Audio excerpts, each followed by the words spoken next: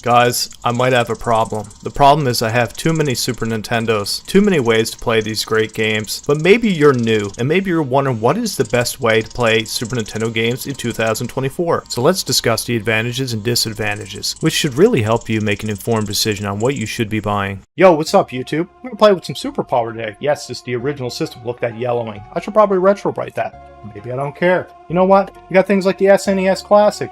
We've got the Hyperkin Supaboy, which is portable, can take actual controllers, has a composite out. You can actually hook this thing up to your TV, guys. I got an SNES Jr behind me. But you know what? What's the best way to play these games? And who should be buying what? It's really confusing. I'm going to break it all down for you today. What is the best method? And let's compare the video quality, audio quality, the latency of these devices, and really break it down who should be getting what. Wow. The Super Nintendo RF adapter. We kicked this off from the bottom of the barrel, and as the Cookie Monster stated, a complete L. Funny enough, this is exactly what I used when I was a kid. This footage was captured via the RF adapter to my VCR back out to composite. Noise is very apparent, the video is grainy, and the color is not accurate. Latency on CRT is minimal, however there are many better options. Next up, the Hyperkin Supaboy Black and Gold. This is a very interesting clone device. It plays almost all carts well. It has a 16:9 and 4:3 option for its built-in screen, and it can even use OEM controllers and third-party ones. It features composite out, which if I am being honest does have its issues, especially with modern televisions. Image mashes together with Luma and Chroma into one single connection. Unlike RF though, at least the audio is separated. On triple comb filter CRT TVs, it looks more than good enough. The video is passable, the audio is decent, it has minimal latency, and plays your actual SNES carts on the go or at home. I actually utilized the SNES multi-tap on this and played Secret of Mana 3-player mode, which was just awesome. This is what the Switch would be if it came out in 1995.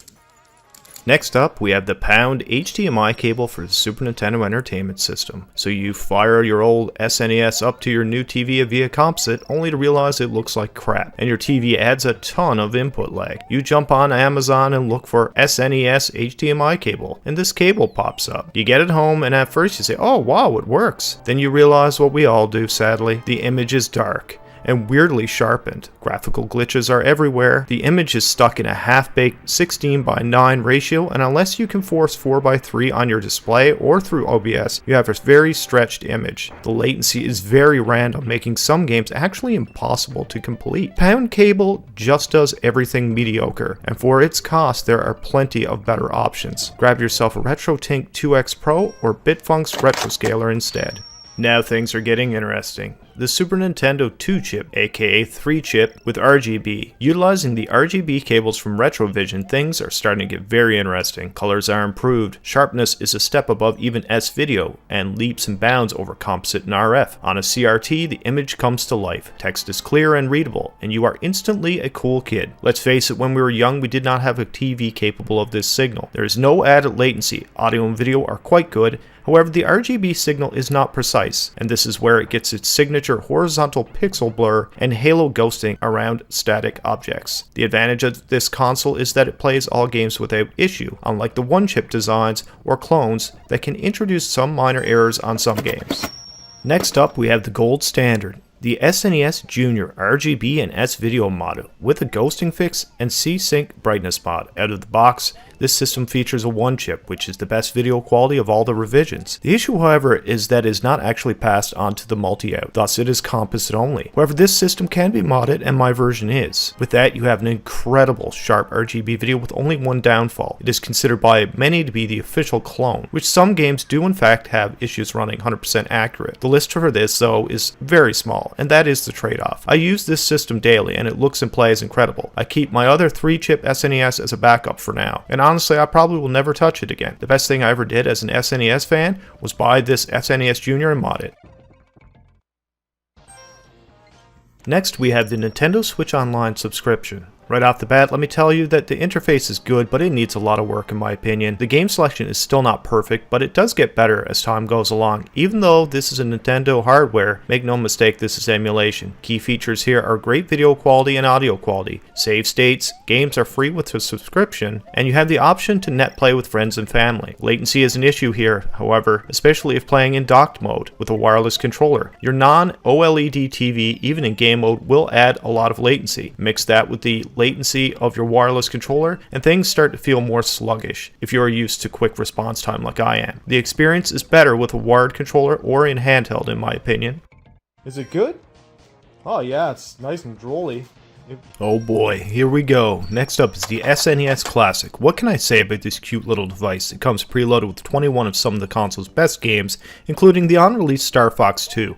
Two perfect controllers, HDMI out, and it's powered by a measly 5 volts. I waited in line for this and I am still astounded by the value here. Even though this is emulation, video and audio quality here is quite good. There are some weird effects like in Yoshi's Island Let's Get Dizzy, the background does not move correctly. On another note, this device can easily be hacked to load your dumped ROMs and add the games that you wish were on here, making it an absolute no-brainer if you can find one for cheap on the local marketplace. If you're just looking to play Super Nintendo games, the SNES Classic is without a doubt one of the most convenient ways to do so. Almost breakfast and play a little bit of Super Mario RPG. The undisputed king of emulation software is RETROARCH. With CRT filters like Mega Bezel, games can look near identical to the highest end CRT. It does require a decent rig though for high-end filters. I'm very familiar with RETROARCH and I've been using it for years. As a streamer, it is absolutely perfect, as you can use the built-in NetPlay or programs like Parsec to play co-op with your friends. Video and audio quality are top tier, and it gets better and better each patch and core update. Save states, Game Genie support, you name it, it is all here. Everything in RETROARCH is customizable. If you're looking to just play the games and enjoy them without the need of a massive physical collection, I can say without a doubt, download this software and enjoy the nostalgia. And did I mention it's free? If you have the computer for it, RETROARCH or RETROARCH is almost too good to be true. Download link is in the description.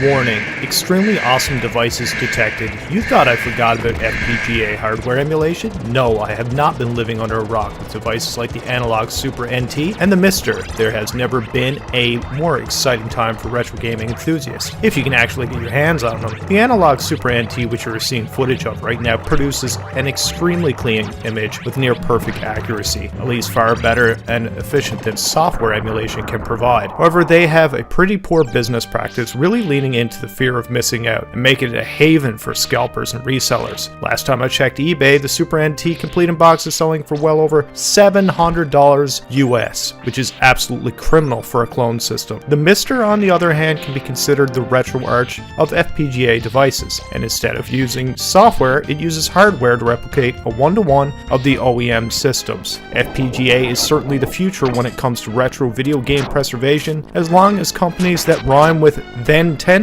keep their lawyers in check. So guys, I hope that was helpful in breaking down who should be buying what in today's world when it comes to the Super Nintendo. One other thing I wanted to mention before you guys go today is the Ultimate Guide. It is on Android and iOS. It is by Embraceware Software. It's absolutely incredible software. We can keep track of all the games. You can look up the games, their descriptions, all the magazine articles, everything linked to them, real-time graphs of the prices, and you can also log how much your collection is worth. It is for the Nintendo, and it's also for the Super Nintendo right now, with other consoles being added in the future. An incredible piece of software. It'll really help you with your collection, and we'll see you next time here at Koi Fish Gaming. Bye, guys.